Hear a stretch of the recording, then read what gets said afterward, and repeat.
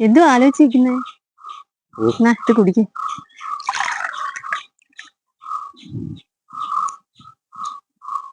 തൊട്ടെടുത്ത് കളയാൻ ഇത് കള്ളല്ല, കഞ്ഞവെള്ളമാ.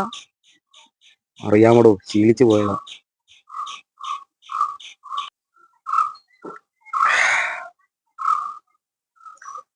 ഞാൻ ഓർക്കുകയായിരുന്നു, നീ പണ്ട് എന്ത് ഭംഗിയായിട്ട് തിരുവാതിര കളിക്കുമായിരുന്നു.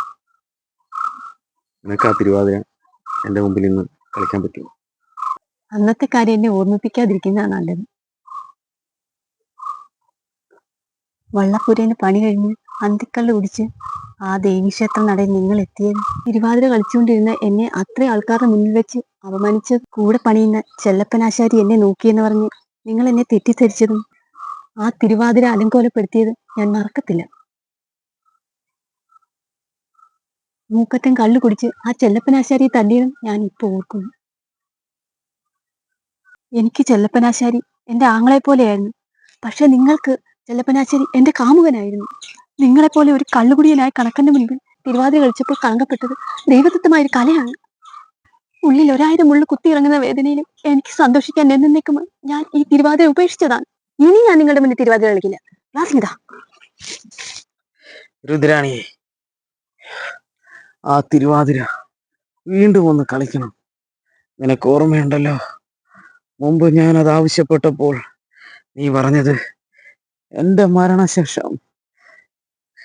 മരണശേഷം മാത്രമേ കളിക്കൂവെന്ന്. എന്നെ ഇപ്പോ മരിച്ചതിന് തുല്യമായില്ലേ?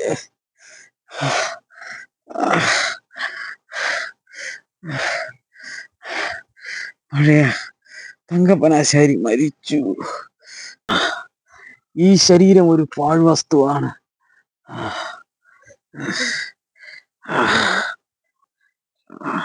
ഞാൻ പറഞ്ഞതല്ലേ ആ ഓട് മാറാൻ പോകണ്ടെന്ന്. ഞാൻ അറിഞ്ഞു, ചിതലരിച്ചിരിക്കുന്ന പട്ടിയലായിരുന്നു ഞാൻ ചവിട്ടിയതെന്ന്. ഒടിഞ്ഞ് ഓടും പൊളിച്ച് ഞാൻ താഴെ വീണ്.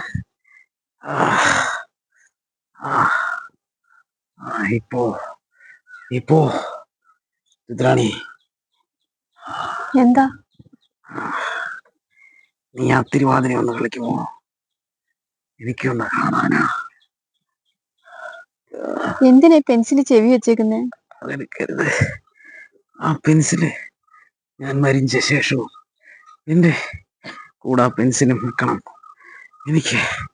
എനിക്കത് കൊണ്ടുപോകാനാ. എനിക്കിനി കൊണ്ടുപോകാനാ ഒരു പെൻസില് മാത്രമേ കാണൂ. അതുകൊണ്ടാ രുദ്രാണി. അങ്ങനൊന്നും പറയാതെ മനുഷ്യ. ചാവാൻ കിടക്കുമ്പോഴാണോ തിരുവാതിര കളിക്കുന്നത്? തങ്കപ്പന്റെ ഒരു അവസാനത്തെ ആഗ്രഹമാണിയത്. നിനക്കൊന്ന് കളിച്ചൂടെ? അതോ നീ ചെല്ലപ്പനാശാരിയുടെ മുമ്പിൽ തിരുവാതിര കളിക്കത്തുള്ളോ? തോന്നിയ ദിവസം പറയുന്നു.